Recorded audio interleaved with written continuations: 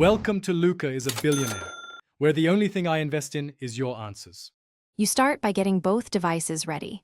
Charge the Fitpro Watch to at least 20% and power it on, then open your phone.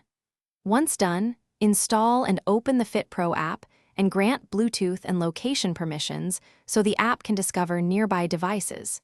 Make sure Bluetooth is active on your phone and temporarily disconnect other Bluetooth gadgets. This prevents pairing conflicts. You're beginning the actual connection rather than fiddling with settings that aren't necessary right now. You proceed by tapping Add Device in the Fitpro app and selecting your watch from the listed models. This initiates active scanning. When the watch appears, confirm the displayed name and accept the pairing request. If a code appears, verify it on both devices so you avoid rogue connections. If the watch displays a QR code instead, use the app scanner. Make sure to accept firmware updates if prompted. Updates often fix stability and compatibility, so allowing them ensures a smoother ongoing connection. You finish by completing the app setup.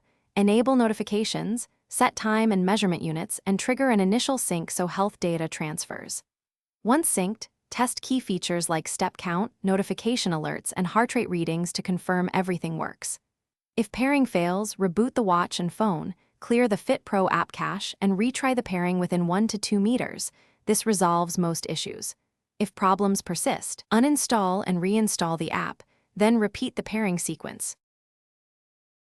Thanks for watching and please subscribe. It's the best investment you'll ever make.